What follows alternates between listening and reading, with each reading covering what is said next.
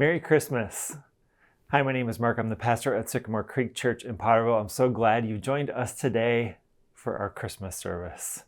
Merry Christmas. However you are celebrating today, whether it's with family or whether it's friends or whether you are on your own, I hope that today you remember and appreciate God's love for us shown through the birth of Jesus. And as you gather to celebrate today, you can watch this service, you can engage this service whenever you want throughout your day. As you do that, I want to encourage you to bless the person who watches next. Now, let me explain what that means. Bless the person who watches next by commenting on the service. Maybe starting right now by a greeting, saying Merry Christmas to one another, or Jesus is born, or good morning, or good afternoon, or good evening, or whatever it is that you are watching. And then the next person who watches this, they get to enjoy seeing your comments on the worship service.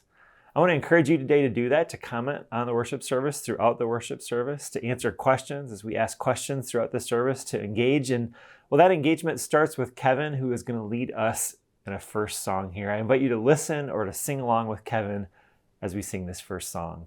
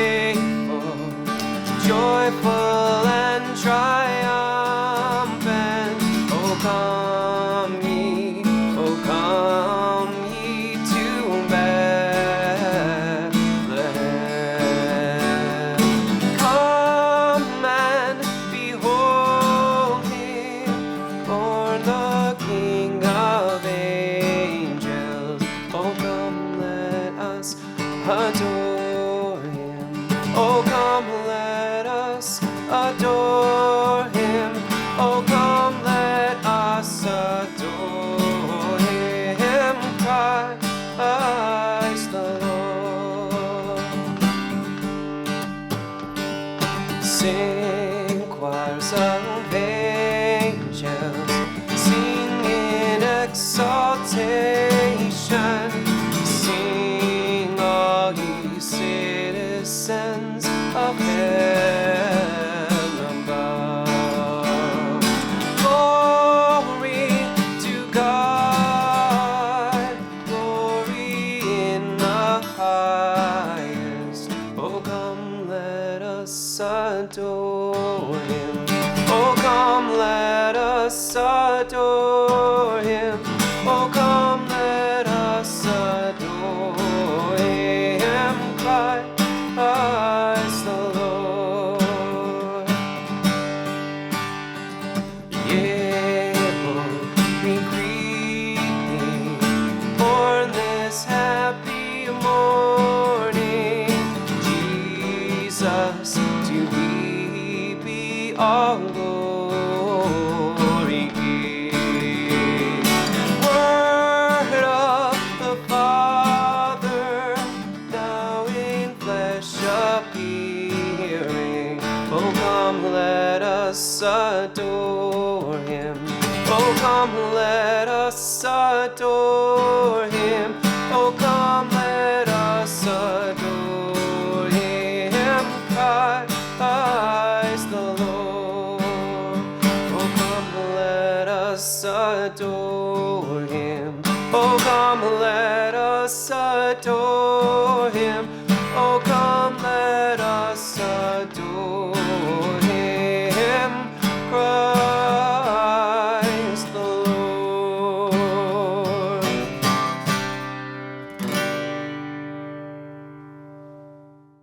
Merry Christmas, Sycamore Creek. My name is Mikkel White. I'm the pastor of our South Lansing campus. We would love to connect with you. The best way for us to do that is for you to go to www.sycamorecreekchurch.org/connect and fill out a digital connection card. Go ahead and let us know that you're joining us. Give us information that you're comfortable sharing, and you could even leave a prayer request or let us know what next steps you're taking. We would love to connect with you this week and into the new year. We'd also like to see your beautiful faces. Go ahead and pull out your phone and snap a selfie, you and your family, maybe the trash, all of the Christmas debris in the background. Let us know that you're joining us. Post it on your social medias with the hashtag SCCMI. You might be featured in our selfie of the week next week. We'd love to see your face. This week, we're continuing our series, Rediscover the Joy of Christmas, and we're talking about joy on the other side of Christmas. Our message starts with this. Weeping may stay all night, but by morning, joy. I will turn their mourning into laughter and their sadness into joy.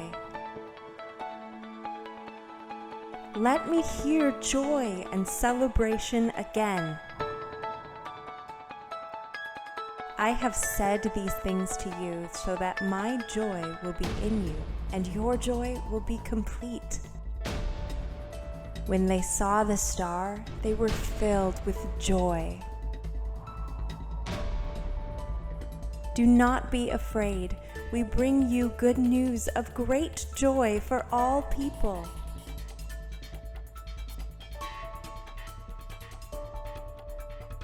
Joy. Rediscover the joy of Christmas.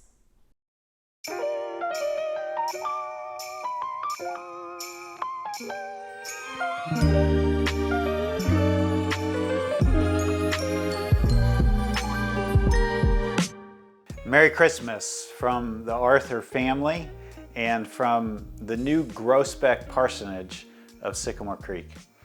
It's Christmas Day, you're at your home celebrating, we're at our home celebrating. I mean, this isn't exactly how I wake up on Christmas morning, but most of you aren't filming a message on Christmas morning in your home either. Christmas is either, well, it's got to be just about done for you, right? Like, you have been to all of the Christmas parties, you've eaten all the Christmas food, you've opened all of the presents, you've rushed. I was reading one Facebook post from one of the partners in our church about all of the things and the responsibilities and the parties that they and their kids have to go to and prepare gifts for and celebrate, and I just got exhausted listening to it all. And then throw in that we started Christmas like a week ago at Sycamore Creek with a spirited service, a sanctuary spirits, and then Christmas in a pub at Buddy's and caroling, and Christmas in a bakery, and Christmas in a dance party, and then a ton of Christmas Eve services, and here we are. Take a big deep breath with me.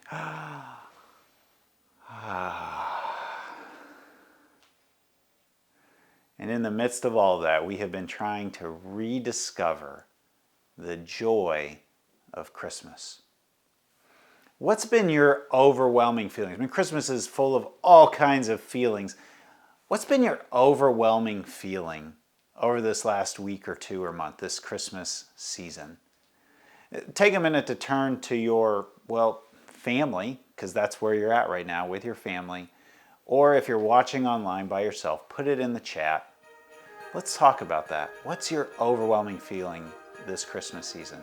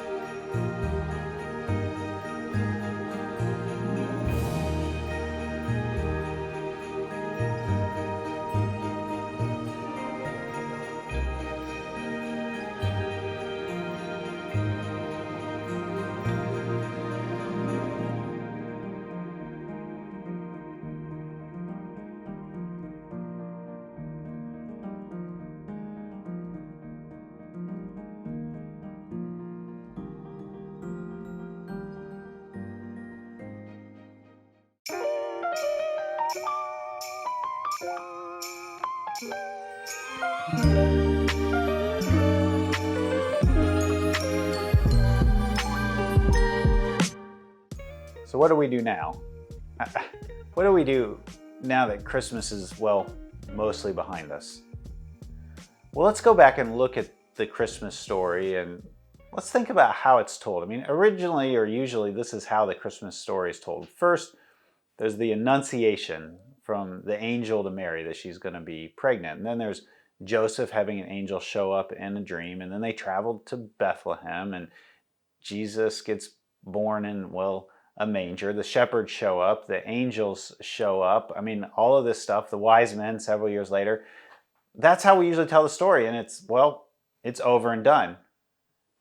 But there's actually more to the story, more to the Christmas story than just the way that we usually tell it. What we're going to find is joy in new life and the rituals that go along with new life.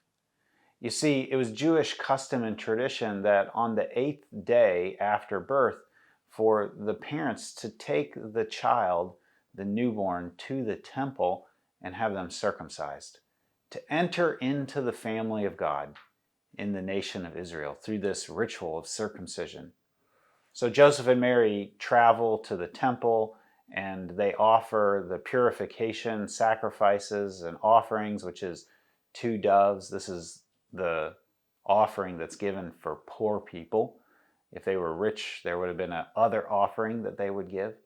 This little moment shows us the faith, the faithfulness of Mary and Joseph. You see, there was this faith tradition that they wanted to participate in and bring Jesus to the temple. Now, I think in Luke, including this part of the story of Jesus' birth, he's paying attention to another, well, not so much joy, but sorrow in the broader story of Israel. You see, Luke is writing this 20 to 40 years later, and this would have been after the temple had been destroyed. If you look really closely at this picture, you'll see that overlooking the temple at the time was the Antonia Fortress.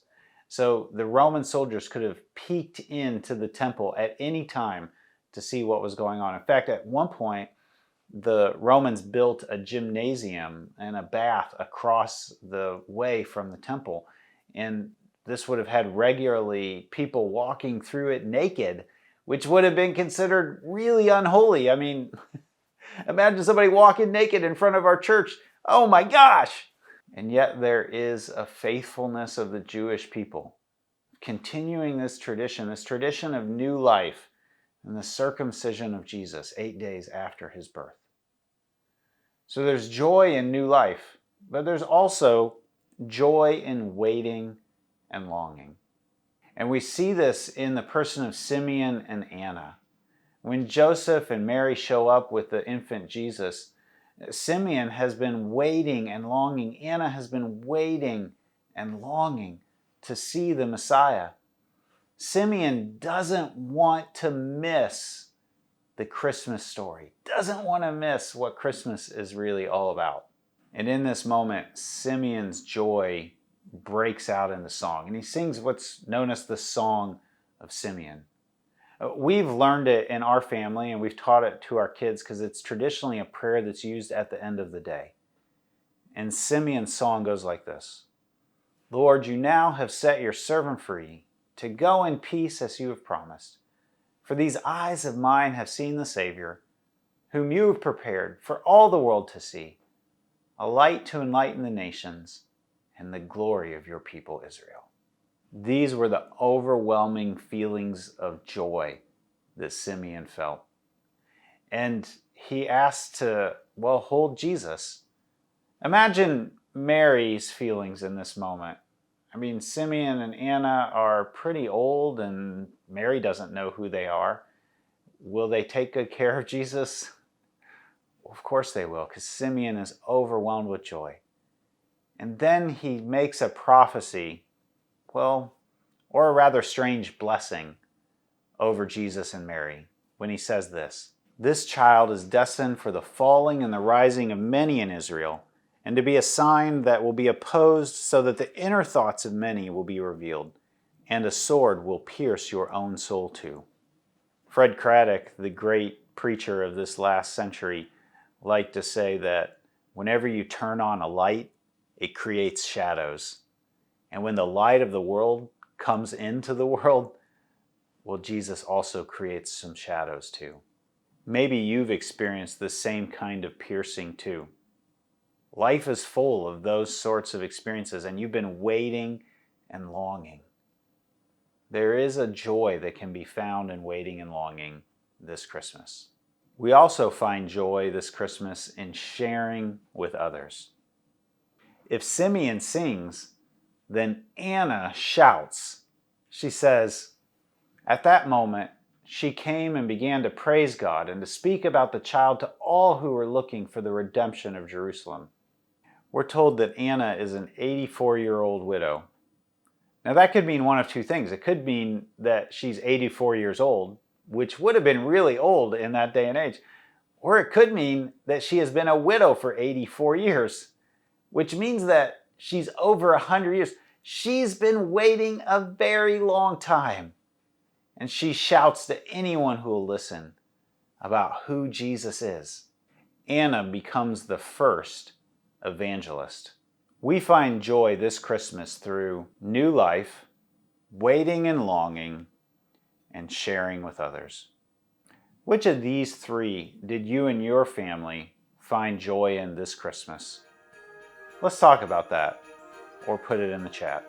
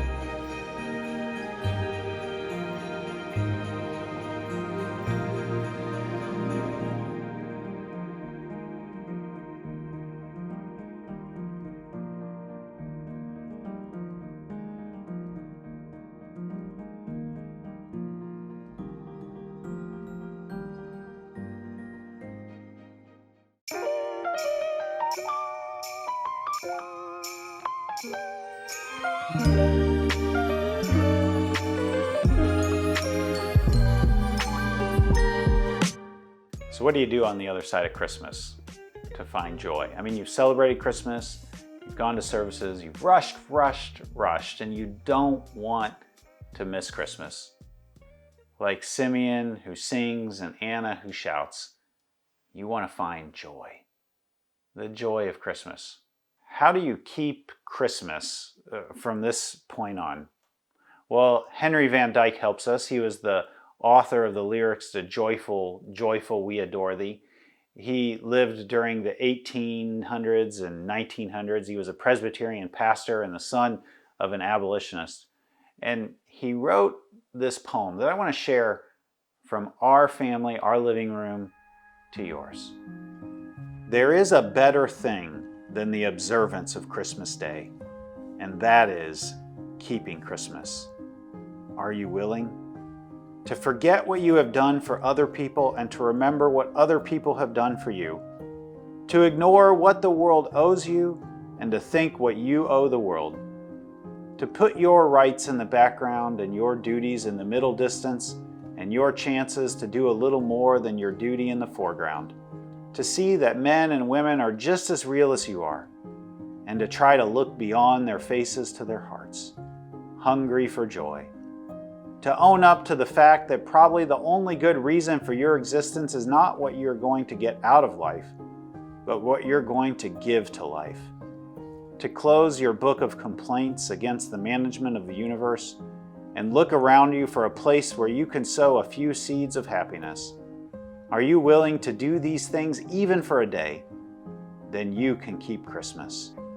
Are you willing to stoop down and consider the needs and desires of little children, to remember the weakness and loneliness of people growing old, to stop asking how much your friends love you and ask yourself whether you love them enough, to bear in mind the things that other people have to bear in their hearts, to try to understand what those who live in the same home with you really want without waiting for them to tell you, to trim your lamp so that it will give more light and less smoke, and to carry it in front so that your shadow will fall behind you, to make a grave for your ugly thoughts and a garden for your kindly feelings, with the gate open.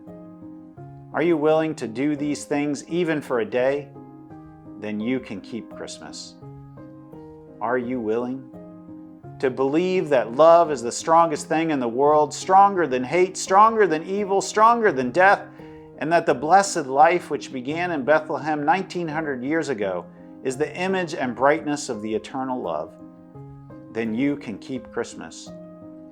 And if you can keep it for a day, why not always? But you can never keep it alone. So here's one final question for you or your family as you're sitting around the Christmas tree on this Christmas day. How can you keep the joy of Christmas every day? Let's talk about that.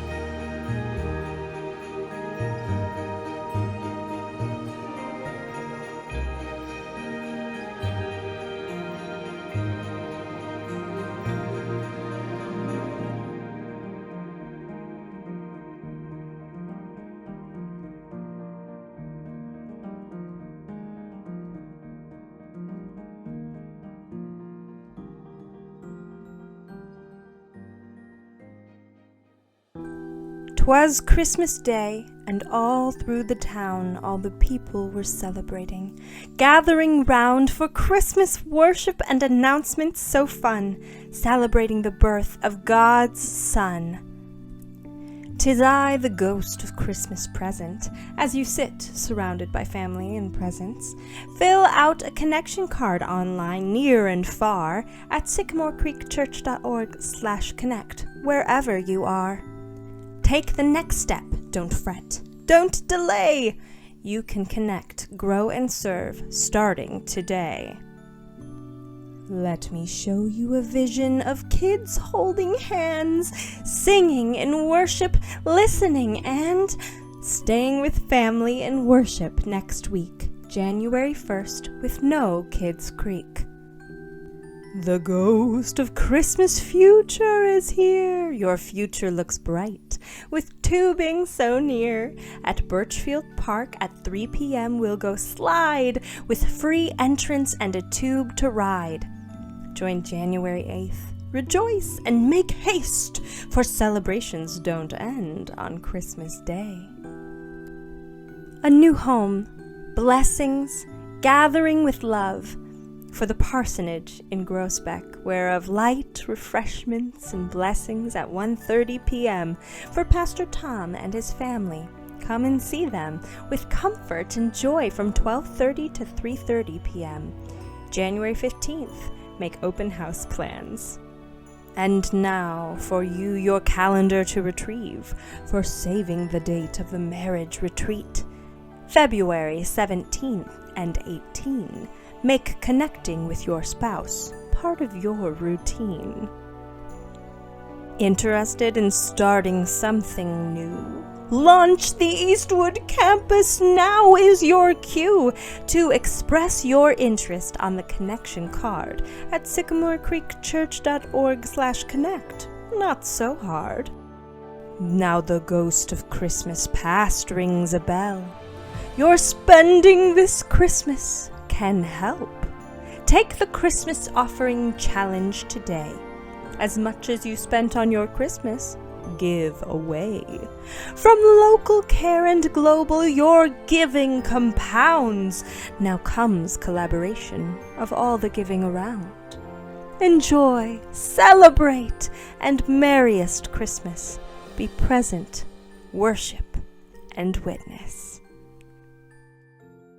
We did give to the Christmas offering because we were really challenged by the idea of giving as much as you spend. When I started giving it felt really nice because I was helping out the church, like in a way of helping them be able to help people who need help. We really liked that when you told us about it, that you also told us specific ways of how our money was going to be used, both locally and globally. Pastor Tom and Sycamore Creek have truly been an asset for Mount Hope. Every person who contributes, they're also helping out our kids. I remember at the beginning of the year, they have volunteers come in and help the teachers in transition into their classrooms. And Sycamore Creek, they've just been a blessing to myself. They've been a blessing to our school. And I truly do look forward to continuing that partnership. It has been a huge asset here at Mount Hope. The older I get, the more I realize that being part of a church is more than just coming on Sunday morning. And it's also about like going out into the community. And I think this really reflects that. The church brought in a great group of people kind of in two waves, and we had people standing at the road with signs and people at the wash doing that end of it, people talking to the people in line getting their cars washed. I'm impressed with how much outreach you guys do. You're very involved in the community. I think it shows you in a very good light. And seeing how the money was being used, it was like, wow, I helped with that. And we really feel like this provides a way to be creative in our giving in the community, and obviously being compassionate and recognizing that there's tangible ways to help that our kids and us have been able to be a part of as well. It's really nice to know that like you're helping and like making a difference, because even if it's a small amount, it does help, like no matter what.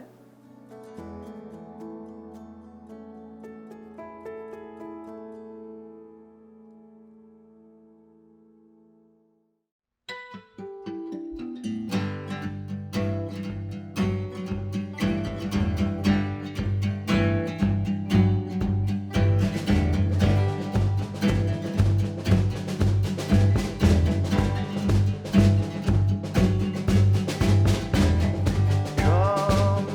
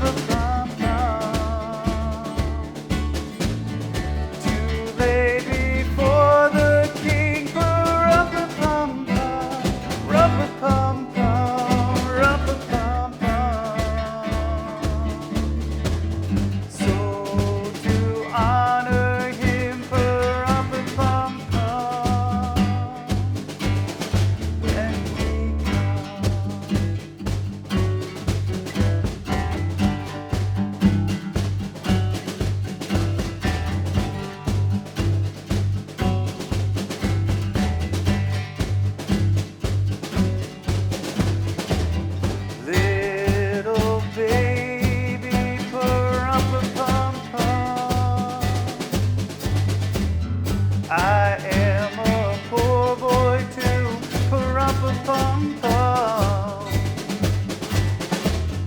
I have no gift to bring, pa-rum-pa-pum pum. That's fit to give our King, pa-rum-pa-pum pum, rum-pa-pum pum, rum-pa-pum pum.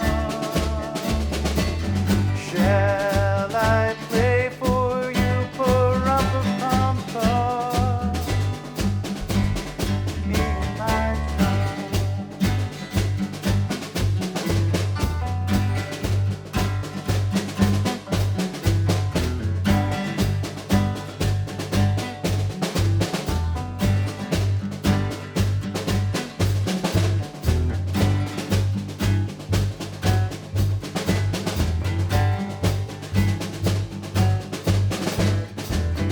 Mary nodded, pa-rum-pa-pum pum. The ox and lamb kept time, pa-rum-pa-pum pum. I played my drums for him, pa-rum-pa-pum pum. I played my best for him, pa-rum-pa-pum pum, rum-pa-pum pum, rum-pa-pum pum. Then he smiled at me, pa-rum-pa-pum pum. Me and my drum.